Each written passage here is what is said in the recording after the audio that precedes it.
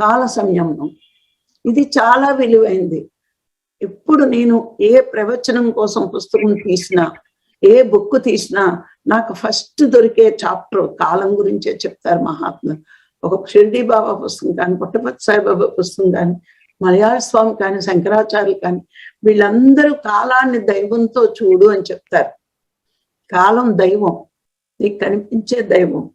ఎందుకంటే కాలాన్ని నువ్వు ఆపలేవు, నీ చేతిలో ఉన్నవి ఏమైనా ఆపగలవు, కానీ ఒక్క నిమిషం కాలం నువ్వు వృధా చేస్తే అది నీకు ఎంతో విలువైంది, ఎన్నో నష్టమైపోయినట్టు. నువ్వు రోజు రోజుకి మృత్యువు దగ్గరికి వెళ్తావు. ఆ మృత్యువు దగ్గరగా వెళ్లేలోగా ఆ కాలాన్ని నువ్వు ఎంత సద్వినియోగం చేస్తున్నావు. సాధకుడికి మరీ మరీ అవసరం కాలాన్ని చూసుకోవడం. అవసరమైతే మనం ధ్యానం చెప్పాలి, లేదా ధ్యానం చేయాలి, లేదా ఒక బుక్ చదువుకోవాలి. పొద్దుటి నుంచి రాత్రి వరకు గమనిస్తే మనం ఎంత ఉపయోగిస్తున్నాం కాలాన్ని, ఎంత దుర్వినియోగం చేస్తున్నాము అన్నది మనకి విచారణలో తెలుస్తుంది.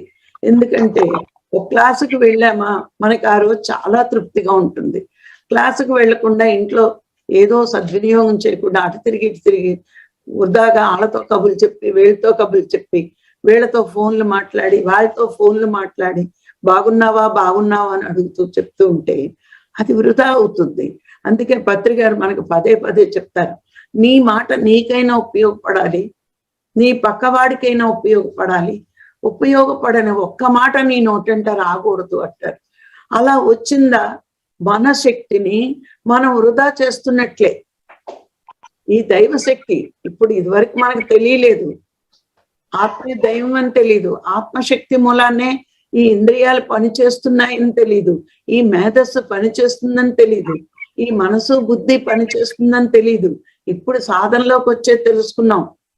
మన శరీరం కానీ, మనసు కానీ, బుద్ధి కానీ పని చేయాలంటే ఆత్మశక్తి ఉండాల్సిందే. మరి ఈ ఆత్మశక్తి సరిపోకే కదా ఇన్ని రోగాలు తెచ్చుకుంటున్నాం. భాగ్య రోగాలు వస్తున్నాయి, భవరోగాలు వస్తున్నాయి. దానికి మళ్ళా సాధన ఏముందని తెలుసుకున్నాం. సాధన చేసి మరి పోనీ గంటలు గంటలు చేయగలుగుతామా? గంట దాటాక 36 మెలికలు తిరుగుతాం మనం. మరి ఈ శక్తిని పొందడానికి ఎంత కష్టపడాలో అన్నది ఎవరికి వాళ్ళకి అనుభవంలో తెలుసు. మరి అట్లాంటప్పుడు వాక్కుని, టైంని చాలా జాగ్రత్తగా ఉపయోగించుకుని మనము ఆ సంయమనం పాటించాలి.